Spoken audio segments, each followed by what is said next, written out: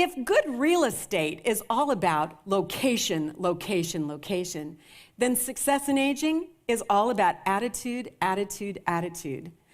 I have talked to many, many aging adults, and the happiest ones, which I usually find at Costco, and they're men getting the food they like to eat. Their trick, they say, well, you know what my trick is? I just keep adjusting. I just keep adjusting to my new realities, and I can be happy if I adjust.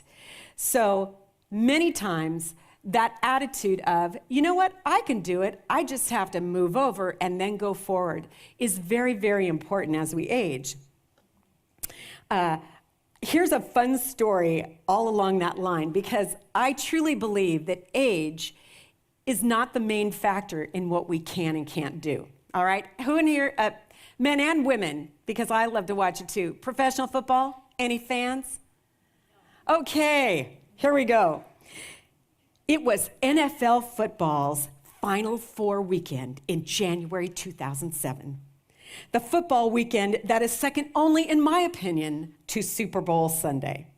8 teams from all over the nation were fighting for the chance for one more week. Out of 8 teams, every football fan is bound to have a favorite. Next week, half of us would be heartbroken and have hard feelings. But this weekend, it was all football. My husband had searched the cable guide as soon as the games were announced and planned his weekend accordingly. The absolute must-dos were accomplished earlier in the week or during breaks in the games he didn't care too much about. I made sure that football food was in the house: beef, beer, chicken enchiladas, chips, guacamole, and salsa. Even the TV commercials that weekend were Super Bowl quality. But that year, a phenomenon was being played out on the fields besides a lot of great football. The oldest quarterback ever to compete in a playoff, Brett Favre, and another old guy quarterback, Kurt Warner, of the Arizona Cardinals, led their teams against younger quarterbacks with remarkable agility and strength. Warner's team did not advance to the next week's game, but Favre led the Vikings to a 45-3 victory that was really fun to watch. And that brings me to my point. Old can be very, very good. And old in football is pretty young. Remember Joe Namath, anybody? Yes. All right, grandkids, ask your parents. Your grandparents. He was the famed New York Jet who played his last season in 1977 with the then LA Rams. And we haven't had a team since. Broadway Joe, as he was called, was all of age 34 that year, which was considered an old man in football. Kurt Warner, on the other hand, the quarterback with the 6 kids in the minivan, was 39 and a half that 2010 weekend, and Brett Favre had turned 40 a few weeks before. Who remembers Fran Tarkenton in the 70s? Anybody? Okay, Fran Tarkenton, the Viking hero, led his team in 3 Super Bowls at the age of 34, 35, and 37, but his birthday fell on each weekend after that, literally making him a year older. These other older athletes are only anomalies because they weren't injured beyond repair like Joe Namath's knees. Being at the top of our game can be more common as we age than in our youth. Does anyone remember the Olympic swimmer in Beijing, Dara Torres? Remember? Okay, she was then 41 years old, a mom and an Olympic swimmer who had won 2 silver medals in Beijing. But Dara had been on 5 Olympic teams.